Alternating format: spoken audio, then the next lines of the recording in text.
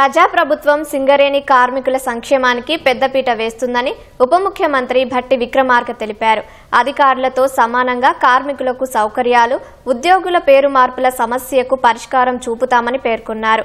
కార్మికుల సొంత ఇంటి కలను సాకారం చేస్తామన్నారు. మెడికల్ ఇన్వాల్యుయేషన్ సంబంధించి వాళ్లకున్న జబ్బులకు సంబంధించి అన్ని విధాల పరిష్కారం చూపిస్తామని చెప్పారు. కోల్ ఇండియా నిబంధన మేరకు సింగరేణిలో అధికారులకు సంబంధించిన అన్ని సౌకర్యాలు సింగరేణి కార్మికులకు కూడా కల్పించడం కోసం ఒక కమిటీని ఏర్పాటు చేస్తామని స్పష్టం చేశారు. దేశంలో ఎక్కడా లేని విధంగా సింగరేణి ఉద్యోగులందరికీ ₹1,25,00,000 ప్రమాద బీమా సౌకర్యాన్ని కల్పించినట్టు తెలిపారు. ఈ బీమా పథకం దేశవ్యాప్తంగా ఒక నమూనా పథకంగా గుర్తింపు పొందిందని భట్టి వెల్లడించారు. కారుణ్య నియామకాల్లో వారసుల గరిష్ట వయో పరిమితిని 35 ఏళ్ల నుంచి 40 ఏళ్లకు పెంచుతూ నిర్ణయం తీసుకున్నామన్నారు.